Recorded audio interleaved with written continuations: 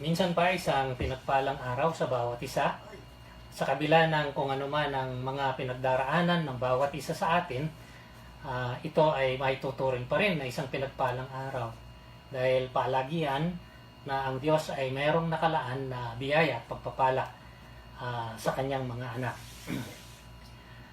Sa mga pinagdaraanan natin ngayon ay maigi na ating tingnan kung meron tayong matututunan galing sa kasulatan na makatutulong sa atin sa pagdaan natin, sa karanasan natin hanggang sa ito ay lumipas. Christians have always been familiar with the sufferings. This is nothing new. Sa pamamagitan ng ating mga namamasdan at sa pamamagitan ng ating mga personal na karanasan, ito ay hindi isang bagong bagay sa atin. Probably the only difference is that these sufferings may come in various forms and in varying degrees and in the length of time involved. Ito maaari ang nagiging kakaiba kapag pinag-uusapan ang mga pighati o hirap sa buhay. Kagaya ng aking sinabi, ito ay hindi bago sa ating mga mananampalataya. Dahil ito ay ating namamasdan sa ating kapaligiran at maaaring nararanasan sa ating mga personal na buhay. Ang tanging pagkakaiba ay maaaring ang anyo ng pighati o hirap na pinagdaraanan ng mga tao. Because sufferings may come in different forms. Ito ay maaaring sa physical na sangkap ng ating mga pagkatao. Maaaring ito ay karamdaman. Maaaring ito ay pananakit o pag-uusig. It may come in emotional and mental form. Maaaring ito ay bigat, sakit ng damdamin, o kaya ay mga pagkatakot at pangamba. It may come in economic form. Maaaring ito ay dahil sa kakulangan ng mga bagay na kinakailangan o sa iba ay mga kahirapan sa buhay. O kaya ito ay maaaring pinaghalo na iba't ibang mga karanasan. It could be a combination of some or all of this. So, in our study today, we will see how the early Christians got through the crisis that they went through in their lifetimes. Titingnan natin kung paano ang mga naunang mga mananampalataya ay nakatawid o nakalampas sa mga pinagdaanan nilang tinatawag na krisis o pighati o hirap sa kanilang mga buhay. And the important point, first and foremost, is because we are Christians, dahil sa ating pagiging mga mananampalataya ng Panginoong Hesus, our Savior, Jesus Christ, true to His being a Savior, is the one who gets us through. Noon hanggang ngayon, dahil siya hindi nagbabago, siya pa rin noon, ngayon at magpahanggang kailan pa man. He is the same yesterday, today, and forevermore. Being the Savior, He got them through the early Christians in their crisis and in their suffering experiences. Siya rin ang magtatawid at magdadala sa atin kabila nitong mga pinagdaraanan natin na matatawag nating mga pighati. Pero ang nananatiling katanungan pa rin sa anong kaparaanan? Meron bang maaaring kaparaanan na maibigay sa atin upang magkaroon tayo ng karagdagang kalinawan? Dito sa kasulatan, merong ilang mga bahagi na espesipiko na binigyang higit na diin ang mga pighati o ang mga tinatawag na hirap o mga pasakit sa buhay. Isa sa mga bahagi ng Biblia na nagbigay ng higit na pansin dito ay ang unang sulat ni Apostol Pedro. The first letter of the Apostle Peter. Peter was used by the Lord to help suffering Christians during their lifetime to get through the predicament they were in. Sa panahong yon ay palaging nakaamba sa kanila ang mga panganib dahil nagpasimula ang mga pag-uusig. Remember that Peter and Paul were actually victims of persecution that led to their eventual death. Si Apostol Pedro at si Apostol Pablo, kasama ng iba pang mga mananampalataya, ay humarap sa mga pag-uusig, sa mga pagtatangka sa kanilang mga buhay na nauwi sa kanilang mga kamatayan. So, nung nabubuhay si Pedro, alam niya ang nararanasan ng mga kapatid niya sa pananampalataya. At ginamit siya ng Panginoon upang sa ganon ay makapagbigay ng mga kalinawan sa kanilang mga pinagdaraanan. So, we will look into this portion of the scripture and we will just take a look at a few portions of the first letter of Peter to the Christians during his time. Babasahin ko ang dalawang bahagi ng sulat ni Apostol Pedro na kapansin-pansin na inyong makikita ang paulit-ulit na paggamit ng paglalarawan ng mga pighati o hirap o mga pasakit. I will be reading 1 Peter chapter 1 verses 1 to 12 at 1 Peter chapter 4 verses 12 to 19. The letter is made up of 5 chapters and there is so much to unpack in this letter, but we will just look at the particular portions where it addresses or specifically makes clarification about sufferings. Etong sinasabi doon sa 1 Peter chapter 1 verses 1 hanggang 12. Peter, an apostle of Jesus Christ, to God's elect, strangers in the world, scattered throughout Pontus, Galatia, Cappadocia, Asia, and Bithynia, who have been chosen according to the foreknowledge of God, the Father, through the sanctifying work of the Spirit, for obedience to Jesus Christ and sprinkling by His blood. Grace and peace be yours in abundance.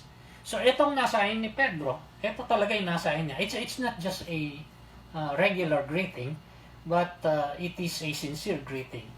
He desires grace and peace for them to come in abundance. Verse 3, it says, Praise be to the God and Father of our Lord Jesus Christ.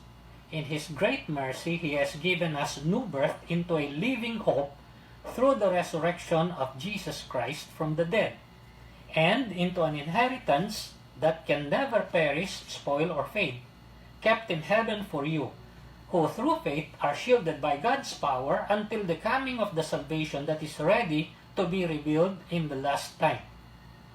Verse 6, In this you greatly rejoice, though now for a little while you may have to suffer grief in all kinds of trials. There it is. Ito yung aking sinasabi na unang banggit dito. Uulitin ko in verse 6. In this you greatly rejoice, though now for a little while you may have to suffer grief in all kinds of trials. These have come to you so that your faith, of greater worth than gold, which perishes even though refined by fire, may be proved genuine and may result in the praise, glory, and honor when Jesus Christ is revealed. Though you have not seen Him, you love Him, and even though you do not see Him now, you believe in Him and are filled with an inexpressible and glorious joy, for you are receiving the goal of your faith, the salvation of your souls. Verse 10, Concerning this salvation, the prophets who spoke of the grace that was to come to you searched intently and with the greatest care, trying to find out the time and circumstances to which the Spirit of Christ in them was pointing when He predicted the sufferings of Christ and the glories that would follow. It was revealed to them that they were not serving themselves but you when they spoke of the things that have now been told you by those who have preached the gospel to you by the Holy Spirit sent from heaven.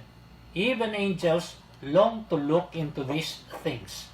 Ito muna ang ating titingnan na bahagi ng kasulatan upang magpasimula tayo dito sa ating talakayin sa pinagdaraanan natin ngayon, na kung papaano tayo makakatawid o paano natin malalampasan ang krisis o hirap na ating pinagdaraanan sa wastong kaparaanan. Gaya ng nasabi ko kanina pa lamang, na ang mga naunang mga mananampalataya ay dumaan ng mga iba't ibang uri ng pighati, sa iba't ibang sukat, at sa iba't ibang haba ng kapanahunan. Hindi bago sa kanila ito. Ano ang nakapagtawid sa kanila? O maaring ang magandang kaparaanan ng pagtatanong, sinong nakapagtawid sa kanila? Ang kasagutan ay ang Panginoong Jesucristo. The Savior Jesus Christ, being true to His being a Savior, got them through. Pero yun nga ang ating sasagutin. Sa anong kaparaanan? Una, Jesus got them through their sufferings and through the crisis that they encountered by His Word and by His work. Sa pamamagitan ng kanyang mga salita at sa pamamagitan ng kanyang mga gawa. Ito'y palagi ang nagkakasama at hindi na ipaghihiwalay. The Word and the work of the Lord Jesus always come together. They're inseparable. Ito ang una nating titingnan sa bahagi na binasa ko sa 1 Peter chapter 1 verses 1 to 12. Sa pamamagitan ng kanyang salita, sila ay nakatawid sa kanilang mga pinagdaanang mahihirap na kalagayan o sitwasyon dahil kanyang ipinahayag at ipinangako ang mabuting balita ng kaligtasan. That is what we are talking about in His Word. More than anything else, He revealed the good news of salvation. Ito yung sinasabi doon sa verse 10. Concerning this salvation, the prophets who spoke of the grace that was to come to you searched intently and with the greatest care. Ito yung naging unang kaparaanan ng Panginoong Jesucristo sa pamamagitan ng pagpapahayag ng mabuting balita na galing sa kanyang salita. Ang mga mananampalataya sa panahong pinagdaanan nila ang mga krisis at hirap sa buhay ay nakatawid sa kanilang pinagdaanan. Christians may go through all sorts of crises and sufferings, but they will get through because by putting their faith in the Lord Jesus Christ, they have salvation. Ang mga mananampalataya, tayong mga mananampalataya, ay makakatawid sa anumang hirap at mga pasanin at pasakit na maaring pagdaanan dahil kung tayo'y naglagay ng ating pananalig sa Panginoong Jesucristo bilang tagapagligtas, siya ang nangako na tayo'y kanyang ililigtas. Yun ang sinabi doon sa verse 3. Praise be to the God and Father of our Lord Jesus Christ. In His great mercy, He has given us new birth into a living hope through the resurrection of Jesus Christ from the dead. Kaya nga napakaganda na inaalala natin yung naging pagkabuhay na maguli ng Panginoong Jesucristo. Dahil ito ang nagbibigay tibay o katunayan sa pagkakalob niya ng kaligtasan. Let us take note that the early Christians, the Christians during the time of Peter and the subsequent generations, were never given any illusion that they will ever be exempted or that they will ever be immune from sufferings. Kailanman ay hindi binigyan ng maling akala ng Panginoong Hesus ang kanyang mga tagasunod o mananampalataya na sila'y hindi kailanman daranas o hindi makakaramdam ng mga pighati o hirap sa buhay nila sa mundong ito. When Jesus was still physically present with His disciples, He made this known to them. Noong buhay pa ang Panginoong Hesus, nakasama ang kanyang mga alagad. Kasama si Pedro. Itong nagsulat na ito na ginamit ng Panginoon, ang Panginoong Hesus mismo ang nagsabi sa kanila, nagpaalam sa kanila, na kahit kailan ay Hindi sila binigyan ng anumang maling pag-aakala na sila'y hindi nadaranas o hindi makakaramdam ng mga pighati, hirap, pasanin o pasakit sa buhay na ito. Actually, ito'y nabanggit ko na sa nagdaan na sinabi ng Panginoong Hesus doon sa John chapter 16 sa verse 33, isa sa mga pampalakas loob mismo ng Panginoong Hesus ay kasamang pagsasabi ng katotohanan na sila ay daraan ng pighati sa mundong ito. Ang sabi niya sa sa Gospel according to John, verse 33 ng chapter 16, sabi niya dito, I have told you these things so that in me you may have peace. In this world you will have trouble, but take heart, I have overcome the world. Yung lahat ng kanyang mga sinabi na pagpapaalala sa kanila at pagpapaunawa bago siya namatay doon sa krus, ay kanyang sinabi, sabi niya, upang sa kanya ay makatagpo sila ng kapayapaan. Dahil sabi niya, sa mundong ito ay daraan kayo ng mga hirap at pasakit. Ngunit napagtagumpayan ko na ang mundong ito, sabi niya. Kaya lakasan ninyo ang inyong loob. So, out of His abounding love, His grace, His compassion, and His mercy, He prepared them for these eventualities and these realities. Ito'y dahil sa kanyang napakalaking pag-ibig, ng pagmamalasakit, ng habag, ng kanyang biyaya.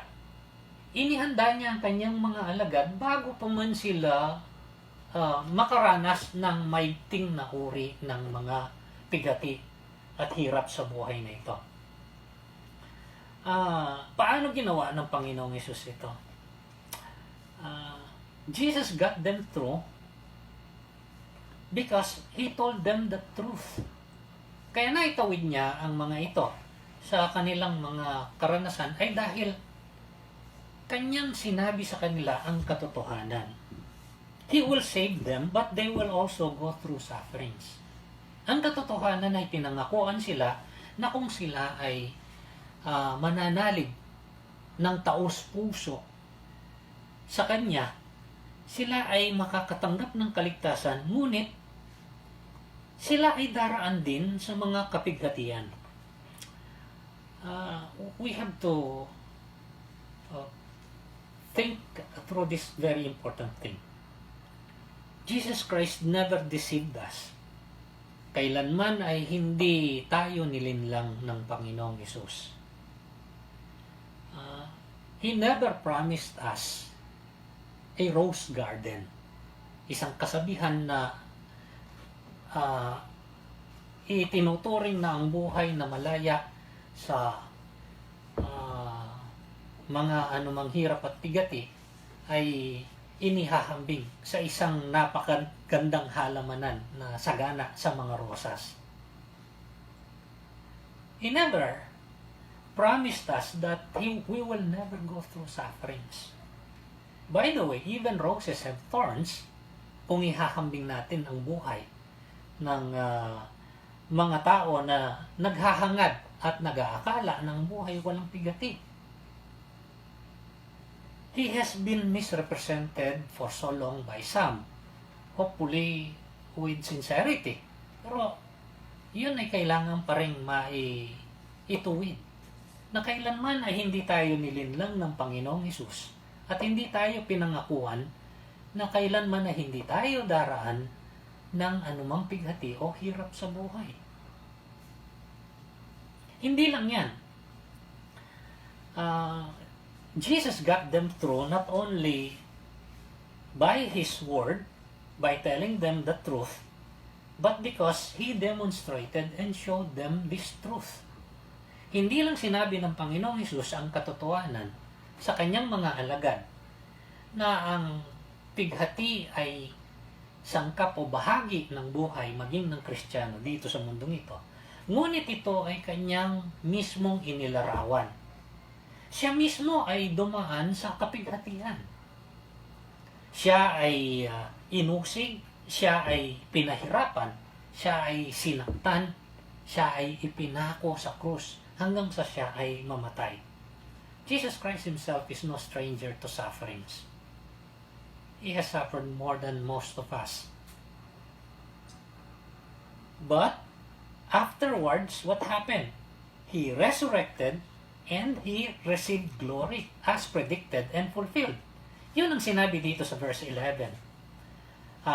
Patungkol doon sa kaligtasan, sinabi na sinuri ng mga naunang mga propeta sa verse 11 dahil itong kanilang inaasam na malaman, trying to find out the time and circumstances to which the Spirit of Christ in them was pointing when He predicted the sufferings of Christ and the glories that would follow. Kasama doon sa ipinahayag bago pa man nangyari at pagkatapos ay totoong nangyari ang patungkol sa mga paghihirap at pasakit at pighati na pagdaraanan ng Kristo at ang susunod ng kaluwalhatian pagkatapos nito. Jesus Christ got them through by His word. He told them the truth. Jesus Christ got them through by His demonstration of this truth.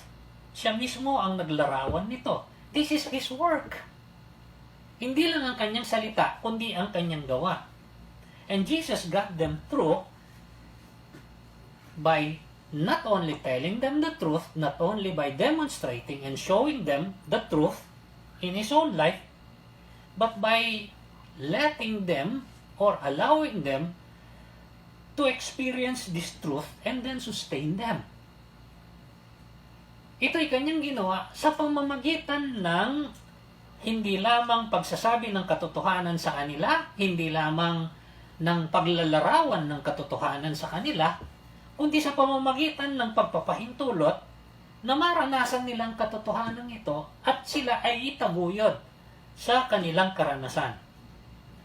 Kaya nga, sa isa sa mga isinulat ni Apostol Pablo, sa kalagitnaan ng kanyang dinaranas na hirap at pigati, isa sa mga sulat ni Apostol Pablo na napakagandang isaalang-alang yung sulat niya sa mga taga-Filipos.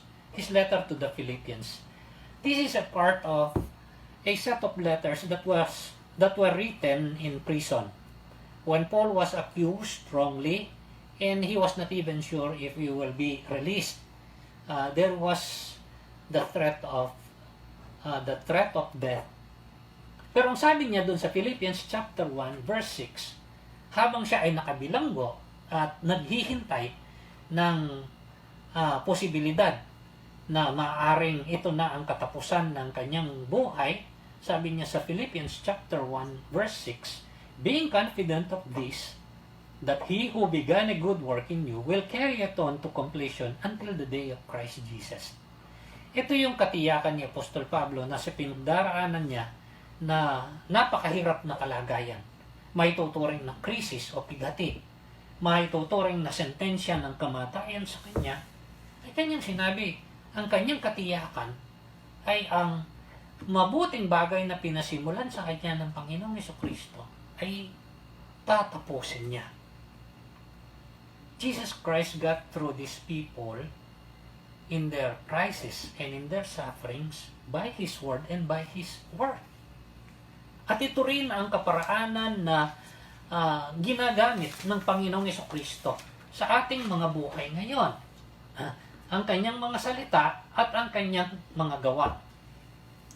You can read the entire New Testament and research the history of the early Christian church through its first centuries and find that suffering has almost always been an integral part of the lives of the Christians during that time.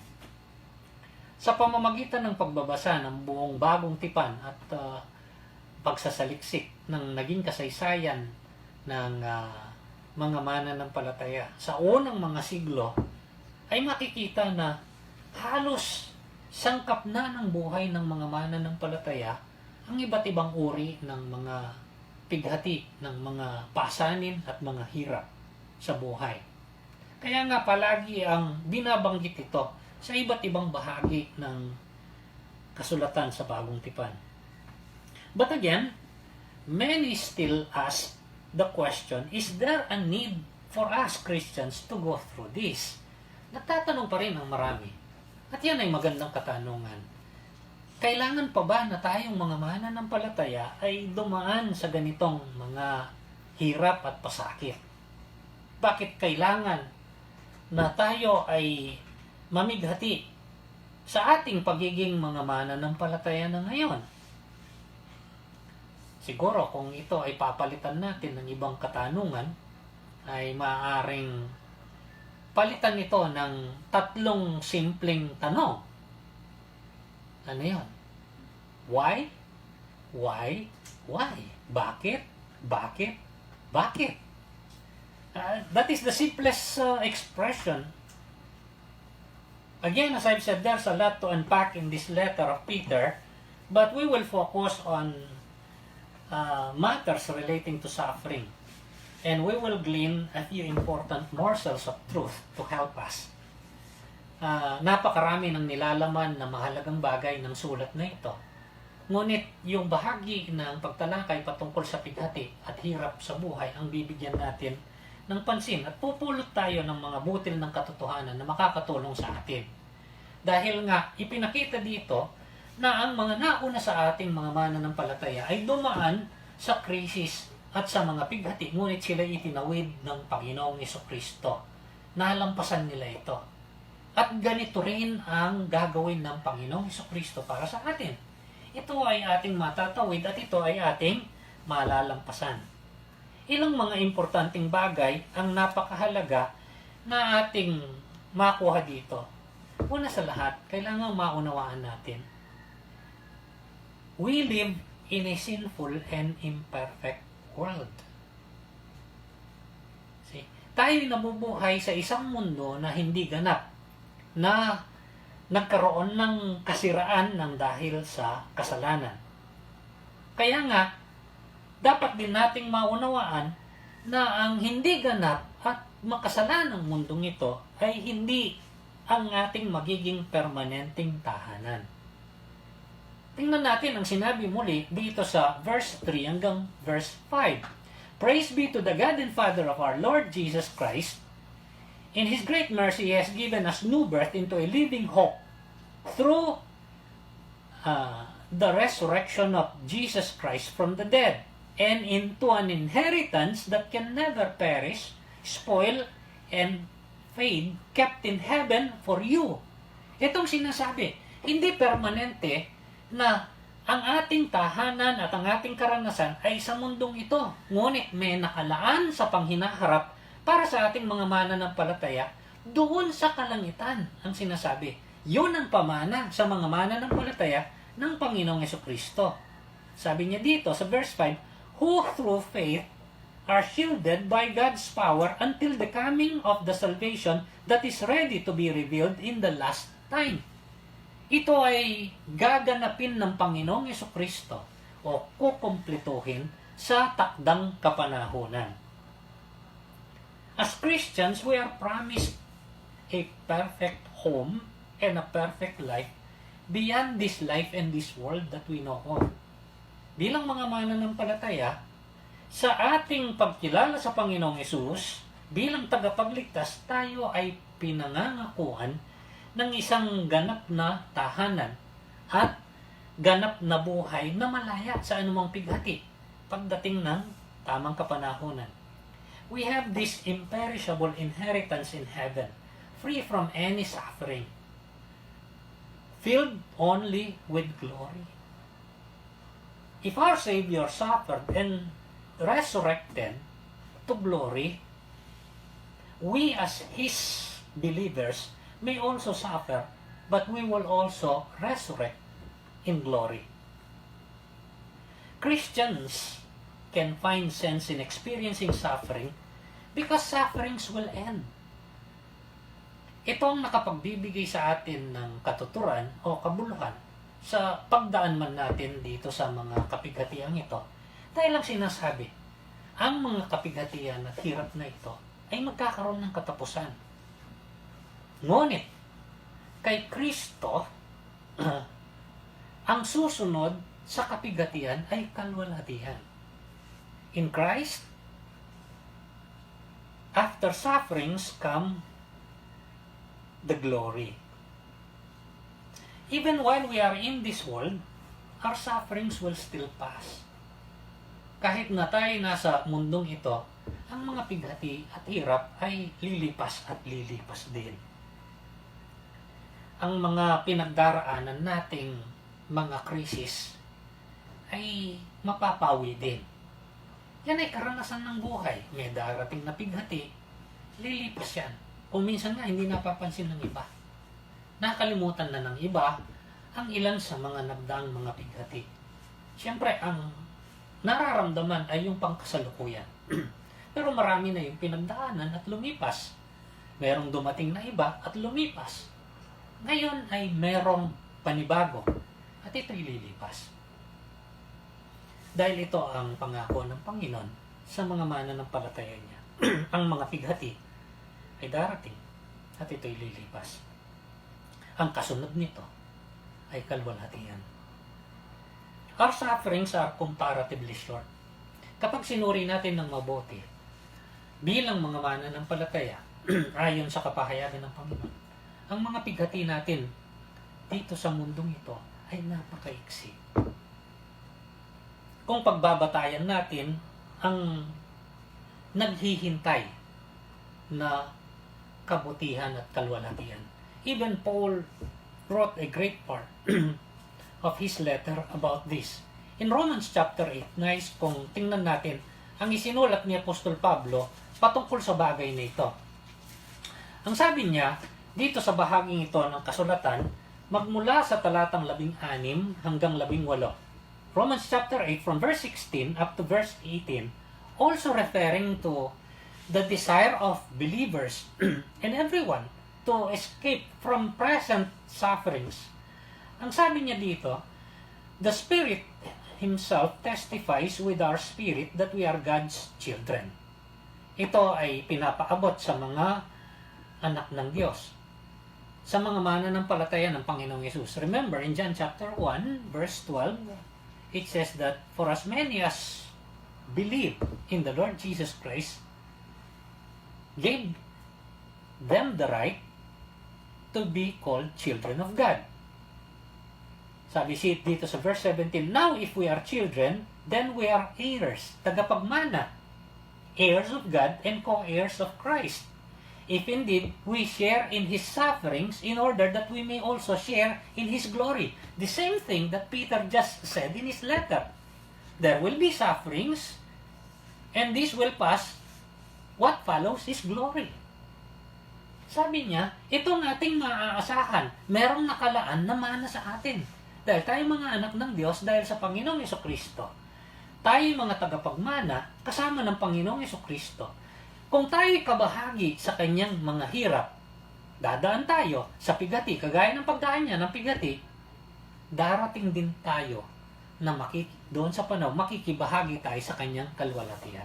Magkakaroon tayo ng bahagi doon. At ang sabi niya sa verse 18, I consider that our present sufferings are not worth comparing to the glory that will be revealed in us. Yung pangkasalukuyan nating mga hirap na pinagdaraanan ay hindi may hahambing doon sa kadakilaan ng kalwalhatian na ihahayag sa atin. Pagsama-samahin man ang lahat ng hirap at pighati na maaaring pagdaanan ng isang tao dito sa mundong ito, ay walang timbang o walang binatbat kumpara doon sa kalwalhatiang naghihintay, doon sa walang hanggan. And because of this, he further clarifies dito sa verse 28. Ang sabi niya, bakit? In Romans chapter 8 verse 28, which is a very popular verse, ang sabi niya dito, and we know that in all things God works for the good of those who love Him, who have been called according to His purpose.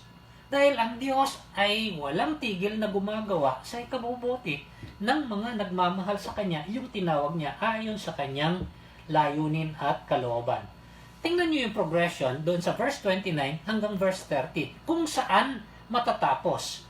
Sabi niya, for those God foreknew, He also predestined to be conformed to the likeness of His Son, that He might be the firstborn among many brothers. And those He predestined, He also called. Those he called, he also justified. Those he justified, he also glorified. And he goes on further, doon sa verse 35, sa isang katanungan na sinagot niya. Sabi niya, who shall separate us from the love of Christ? Shall trouble, or hardship, or persecution, or famine, or nakedness, or danger, or sword?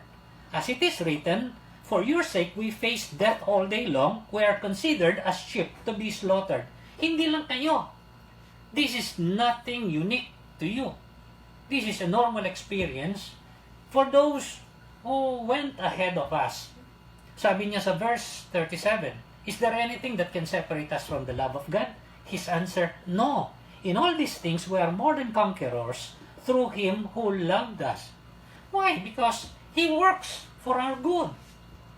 Sabi niya, verse 38, for I am convinced that neither death nor life, neither angels nor demons, neither the present nor the future, nor any powers, neither height or depth, nor anything else in all creation will be able to separate us from the love of God that is in Christ Jesus our Lord. Ito yung katiyakan natin. When we suffer, God works for our good. Kapag tayo namimigati, kapag tayo dumaraan ng hirap, ng pasakit, ang Diyos ay gumagawa sa ikabubuti natin. Kaya nga sinasagot natin yung katanungan, is there a need for us to go through this? God in His infinite wisdom made it clear that Christians suffer for good reasons. Hindi tayo ginawang exempted o immune sa mga ito dahil may maganda at mabuting kadahilanan ng Panginoon. Remember, God is good. There is nothing in Him that is not good. Even though He allows these things that happen to us, there is good that He will produce out of it. Ano yung sinabi dito ni Peter kapag bumalik tayo doon sa ating sinasaalang-alang na bahagi dito sa 1 Peter chapter 1 verse 1 to 12. Ano yung kadahilan ng mabuti at maganda ng Panginoon na maibubunga sa pagpapahintulot niya na dumaan tayo sa ganitong uri ng mga hirap at pighati. Doon sa verse 7, ang sabi niya dito, after referring to sufferings, uulitin ko yung verse 6, in this you greatly rejoice, though now, for a little while, you may have to suffer grief in all kinds of trials. Verse 7, this, ano yung this na sinasabi dito? Yung mga sufferings, yung mga tinatawag na trials. These have come so that your faith, of greater worth than gold, which perishes even though refined by fire, may be proved genuine. Ito yung unang mabuting kadahilanan ng Panginoon, mabuting may bubunga ng pagdaan natin doon sa pighati. To confirm the genuineness of our faith. Upang sa ganon, tiyakin yung pagiging tunay ng ating mga pananampalataya. Marami yung nagpapahayag ng pananampalataya sa Panginoong Jesucristo. Sa oras ng mga kagaanan, ng mga kasiyahan, ng mga pakinabang. Ngunit kapag dumating na ang hirap sa buhay, ay tila baga naglalaho yung tinatawag nilang kapahayagan ng pananampalataya. We are given the opportunity through sufferings to truly put our faith in Christ as Lord and Savior, no matter what.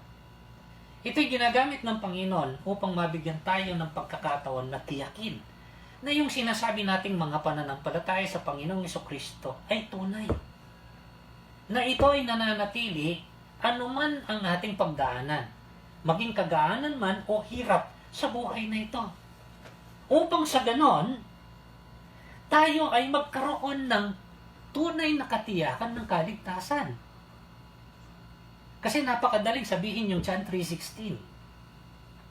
For God so loved the world that He gave His only begotten Son, that whoever believes in Him shall not perish but have everlasting life. madaling tanggapin kapag magaan ang pinagdaraanan sa buhay. Ngunit kung minsan ay nahihirapan ng tanggapin kapag meron ng mga pinagdaraan ng mga kahirapan. Christians suffer for good reasons. To confirm the genuineness of our faith. Hindi lang yun. Doon sa pagpapatuloy, doon sa verse 8 and 9, sabi niya, though you have not seen Him, you love Him. Kung merong katunayan ng pananampalataya, and even though you do not see Him now, you believe in Him, anong resulta? And are filled with an inexpressible and glorious joy, for you are receiving the goal of your faith, the salvation of your souls. Now, for those who are assured, kapag nabigyan tayo ng pagkakataon na matiyak na ang ating pananampalataya sa Panginoong Jesucristo ay tunay, ito'y nagbubunga naman ng pagpapatatag at pagpapatibay ng ating pananampalataya na umuuwi sa isang uri ng kagalakan na hindi sukat na may paliwanag. Lampas noong normal na maaaring maramdaman sa normal na kalagayan sa buhay na ito. When we are assured, we are built up in our faith, and we experience that inexpressible and glorious joy, that which is beyond normal human understanding. May sinabi rin ganito ang Apostol Pablo. Doon din sa kanyang sulat sa mga taga-Pilipos, habang siya, kagaya ng nasabi ko, ay nakabilanggo at nakaamba sa kanya ang peligro ng kamatayan. Ang sabi niya dito sa Philippians chapter 4, magmula sa verse 4 hanggang verse 7, bilang paalala sa mga mananampalataya. Yung malaya at wala sa peligro ang kanilang mga buhay, kanyang pinagpapahayagan ng pampalakas loob. Habang siya naman ay nasa peligro ang buhay, sabi niya, rejoice in the Lord always. I will say it again, rejoice. Let your gentleness be evident to all. The Lord is near. Verse 6, do not be anxious about anything, but in everything, by prayer and petition with thanksgiving, present your requests to God. At anong sabi niya? Anong mararanasan nila? Sabi niya, and the peace of God, which transcends all understanding, will guard your hearts and your minds in Christ Jesus. At ang di sukat maunawaan na kapayapaan ng Diyos, ang siyang mag-iingat sa inyong mga puso at kaisipan sa pamamagitan ni Kristo Jesus. We Christians suffer for good reasons. To confirm the genuineness of our faith. And when it is confirmed, giving us assurance, to build up our faith so that we will experience that inexpressible joy, that glorious joy that is beyond human understanding. Upang sa ganun magkaroon tayo ng isang uri ng kapayapaan na nakakagapi sa anumang uri ng kahirapan. And finally, where will this lead?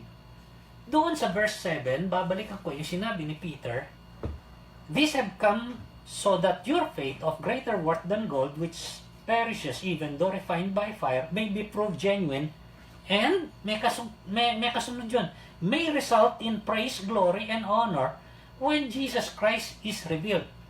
At ito ay magbubunga ng pagpupuri ng kaluwalhatian at karangalan kapag nahayag sa atin ang Panginoong Jesucristo. This in turn leads to the exaltation of Christ, our Savior.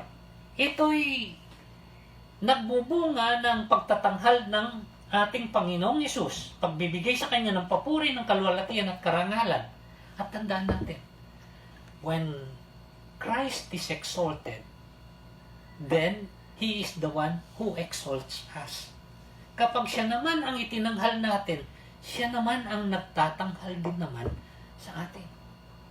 Ang mga hirap ay pinahihintulot ng Diyos na pagdaanan natin para sa mabuting kadahilanan.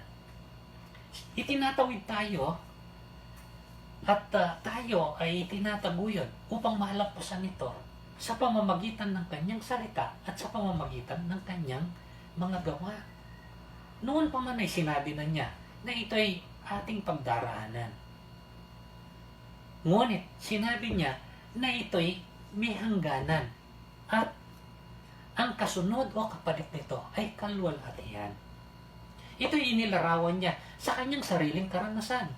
Dumaan siya sa hirap, sa pasakit, at sa kamatayan. Ngunit pagkatapos, siya'y nabuhay na maguli tungo sa kalwalhatian. Kung tayo'y sa Kanya at siya'y sumasa atin, ito ang pangako din sa atin. Dumaan man tayo sa mga hirap at pasakit, kagaya niya, tayo'y tatawid tungo dun sa kalwalhatian. Tayo'y pinapahintulutan niya na dumaan dito upang iparanas din sa atin ang kanyang pagtataguyod. Para malaman natin na ito ay hindi totoo dahil lang sa sinabi niya ito, para malaman natin ito'y totoo, hindi lang dahil inilarawan niya sa buhay niya, kundi sa pamamagitan mismo ng ating mga karanasan. At magiging kompleto ang ating karanasan. Ngayon, ang susunod na katanungan ay paano natin tutugunan ang ating mga pinagdaraanan? How does He, our Lord and Savior, want us to go through these sufferings? At diyan tayo pupunta naman doon sa papuntang huling bahagi ng sulat ni Apostol Pedro na tinutukoy muli ang patungkol sa kapighatian at hirap na maaaring pagdaanan at pinagdaraanan ng mga mananampalataya. We will go to 1 Peter chapter 4 from verse 12 up to verse 19. Again, take notice of how many times the word suffer and its variation, suffering, is mentioned in this short portion of the scriptures. Ang sabi niya dito, 1 Peter chapter 4 verse 12 up to verse 19, Dear friends, do not be surprised at the painful trial you are suffering. Ang sabi niya, painful trial, masakit na pinagdaraanan. As though something strange were happening to you.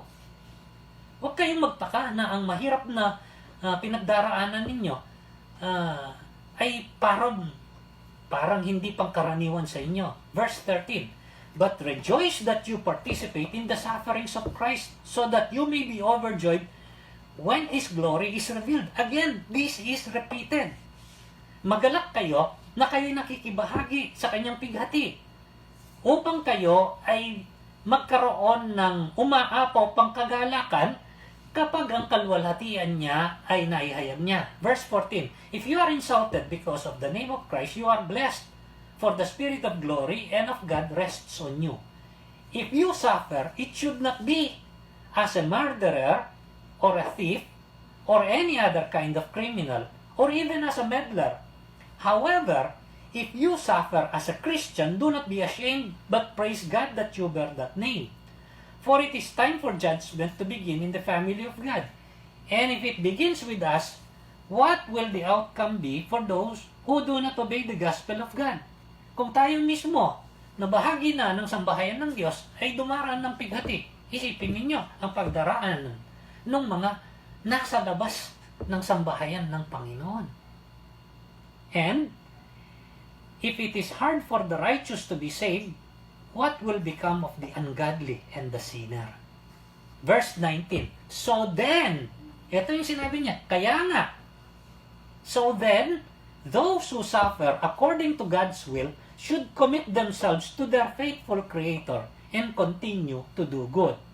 As I've said, there is a lot to unpack from this letter, but this would be enough for the moment so that we will understand better what the Lord wants us to know at this particular point in time in our human and Christian experience. Ito yung matuturing nating simpleng bagay na maaari muna nating matutuan dito. Sa anong kaparaanan gusto ng Panginoong Hesus natin pagdaanan itong mga bagay na ito? O sa anong kaparaanan tayo tutugon habang pinagdaraanan natin ito? Dito ay tingnan natin yung sinabi sa verse 12. Mga kaibigan, sabi niya, huwag kayong magtaka na kayo'y dumaraan sa napakasakit na mga pighati na para bagang ito'y di pangkaraniwan. Sabi niya, magalak kayo na nakikibahagi kayo sa hirap ng Panginoong Hesus upang lalong sumagana at magumapaw ang kagalakan nyo kapag kalwalatian niya ay naihayag na. Let me put it in simple terms. How do we respond? First, we must calm down and consider our circumstances carefully. You may be taken by surprise and get scared, but don't remain that way.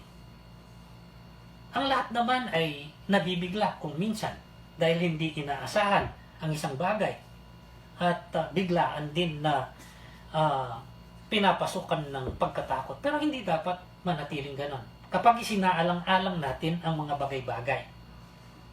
Peter is just like saying, calm down. Consider this. This is not supposed to be something new or strange to you. He does not take it lightly, but is just pointing reality. Suffering comes and suffering goes, but the glory that follows will remain. Darating ang paghihirap. Lilisan ng paghihirap.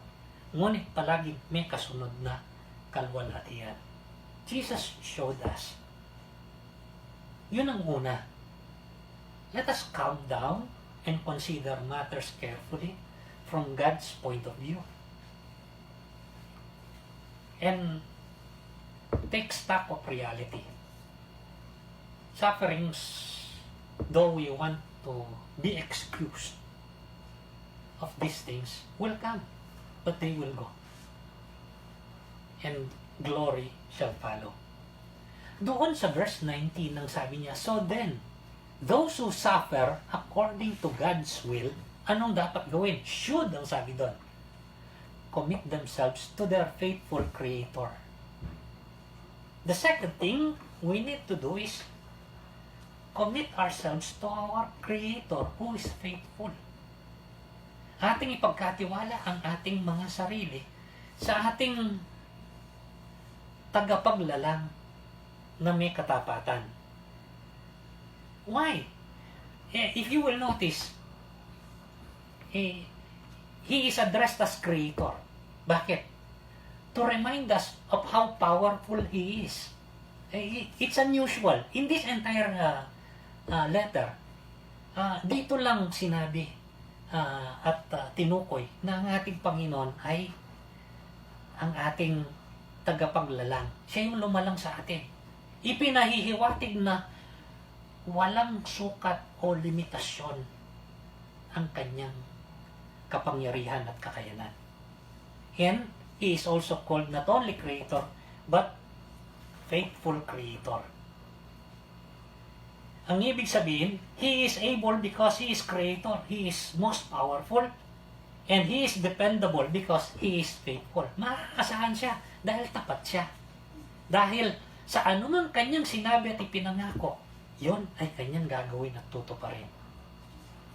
Ito ay binigyan pa rin ng karagdagang diin bago magtapos ang sulat na ito. If you will go to 1 Peter chapter 5, from verse 6 to verse 7, ito yung sinabi, in a slightly different way. Doon sa chapter 4, verse 19, sabi niya, those who suffer according to God's will should commit themselves to their faithful Creator. And then, he repeats the same idea doon sa chapter 5, verse 6. Ang sabi niya, humble yourselves therefore under God's mighty hand, that He may lift you up in due time. Cast all your anxiety on Him because He cares for you. Ito'y inulit niya ang diwa nito. Inyong ipagpakumbaba ang inyong sarili sa ilalim ng kanyang makapangyarihang kamay. Magdepende tayo sa kanya. At tayo ay kanyang iaangat sa kapanahon ng kanyang itinakda. Ilagak natin ang ating mga pasanin at bigatin sa kanya dahil siya'y nagmamalasakit sa atin. How should we respond? Calm down and consider our circumstances carefully. commit ourselves to our Creator who is utterly faithful. At ang sabi niya doon sa ending ng verse 19, and continue to do good. It sounds so simplistic. But this is as simple as it can get. We must continue and consistently do what is good. Kailangan magpatuloy tayo at tuloy-tuloy na gawin kung ano ang mabuti.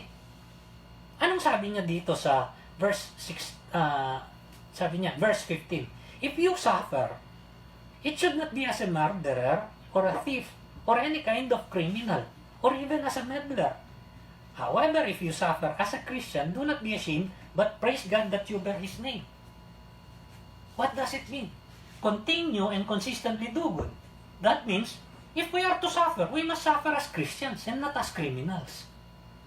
Ang ibig sabihin, dumaan tayo sa kapighatian na nananatili, na namumuhay bilang mga mananampalataya.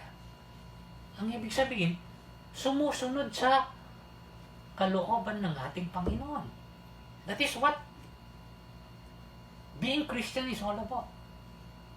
Living in obedience to His will regardless of what we are going through. Doing good must never be limited by our circumstances. Ang pamumuhay sa kabutihan at paggawa ng kabutihan ay hindi dapat nalilimita sa ating mga pinagdaraanan. Doing good is not quarantine. Do acts of kindness to those who are closest to you. Your household, your family member,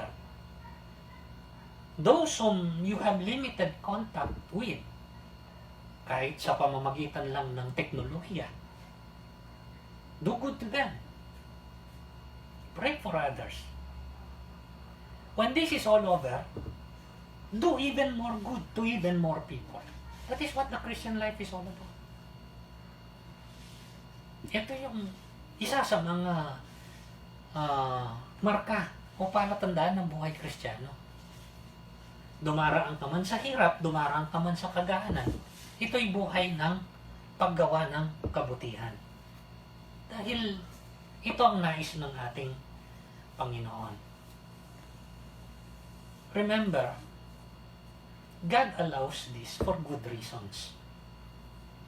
To confirm the genuineness of our faith. So that we may have the assurance. And if we have the assurance, to build us up in faith and make us experience that inexpressible and glorious joy na nanggagaling sa Kanya. To lead us to exaltation of our Lord. Because when we exalt Him, He exalts us. How should we go through this? Calm down. Consider what He has told us in His Word. That these are part of our human experience. That He will see us through. If we participate in His sufferings, we will participate in His glory. Our sufferings will be outweighed by the glory that will be revealed. Commit ourselves to our Creator who is faithful. He is most powerful. He created the world. He can sustain us. He created us. He can sustain us. He is faithful. He promised us. He will fulfill His promises. Continue and consistently do what is good. Ating ipagpatuloy at gawin kung ano ang mabuti at tama. Mabuhay tayo sa pagsunod sa Panginoon. Finally, let us keep thanking our Lord. Let us keep praising Him. Let us rejoice in Him. Let us be glad. He is with us always. He is never quarantined. Tandaan natin yan. Ang pangako niya, sasamahan niya tayo. Hindi niya tayo iwan, hindi niya tayo pababayaan. Pasalamatan natin siya, purihin natin siya, magalak tayo sa Kanya. Hindi tayo nagagalak sa ating hirap na pinagdaraanan. Nagagalak tayo sa ating Panginoon dahil Siya ang nagtataguyod sa atin sa hirap na ating pinagdaraanan. Kaya sabi ni Apostle Paul, rejoice in the Lord always. Again, I say, rejoice. May God's grace, His mercy, His blessing be with us always. Until we finally get through this, tayo ay magpasalamat. Dakilang Diyos, puspos ka ng pag-ibig, ng pagmamalasakit, ng kabutihan, ng biyaya, ng habag at ng pagpapala. Salamat po, O Diyos, sa pagpapaalala sa amin. Na sa oras ng pagdaan namin sa mga hirap sa buhay, hindi nangangahulugan na kami ay iyong pinababayaan. Hindi nangangahulugan na ikaw ay hindi nagtatapat sa iyong mga kapahayanan. Some of us may have gotten it wrong. And we're sorry, Lord, if we got it wrong. You never deceived us. You never promised us that life will be exempted or immune from these difficulties. Even for us who have put our faith and confidence in you. Bahagi ito ng buhay namin dito sa mundo. Dahil kami pansamantala lamang dito. Meron kang inihanda na permanenteng titirhan namin kung saan magiging ganap ang buhay at magiging ganap ang lahat ng karanasan malaya sa anumang hirap at bigati kamukha ng aming pinagdaraanan dito. Salamat po, O Diyos, sa kaligtasan na iyong inihain sa pamamagitan ng aming Panginoong Hesus ay magkakaroon kami ng katiyakan ng buhay na walang hanggan. Nawa sa pagdaan namin dito ay matiyak namin na ang aming mga pananampalataya ay tunay. At kung yan naman ay makita mo na tunay, ito ay iyong patitibayin at patatatagin. At mararanasan namin ang di sukat maunawaan na kagalakan at kapayapaan. At salamat po, Panginoon, at kami makakapagbigay ng papuri, ng pagdakila at pagpaparangal sa iyo. Dahil kung kailan ka namin itinatanghal, kami naman ay iyong iniangat din at itinatanghal. Tulungan mo po kami, O Diyos, na hindi mamuhay sa kabalisan at sa pagkatakot. Help us calm down, not to panic, and consider these things carefully from your point of view, O God. Lilipas din po ang mga bagay na ito. At ang susunod dito ay bagay na mabuti. Dahil hindi ka nagsasawa na gumawa ng mabuti sa ikabubuti namin, aming Panginoon. Help us commit ourselves to you, O Lord, na aming italaga ang aming mga sarili sa iyo. Dahil sa ganang aming mga sariling kakayahan, ay hindi namin malulunasan ang aming mga suliranin. Hindi mo kami pinipigilan na gumawa ng mga hakbang na pwede namin gawin. Pero amin ang napagwari, kakapusin at kakapusin. Kailangan naming sumandal sa iyo. Ang aming pagtitiwala, O Diyos, ay inilalagak namin sa iyo. Dahil ikaw ang makapangyarihan at tapat na Diyos. At sa lahat ng ito, O Diyos, tulungan mo po kami magpatuloy sa pamamagitan ng paggawa ng kabutihan, pagsunod sa iyong kalooban. Limitado man kami, Panginoon, merong kabutihan na maaari namin gawin sa aming kapwa, sa isa't isa, sa loob ng aming mga sambahayan, sa mga limitadong aming pakikipagdaupalad, sa anumang kaparaanan, personal man at harap-harapan, o sa pamamagitan ng teknolohiya, Panginoon.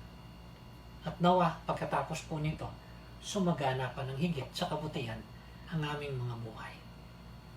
At sa lahat ng ito, ibinabalik namin sa iyo ang pasalamat at pagpuri sa tanging pangalan po ng aming Panginoong Jesucristo. Amen. Magandang araw po, pagpalain kayo ng ating Diyos.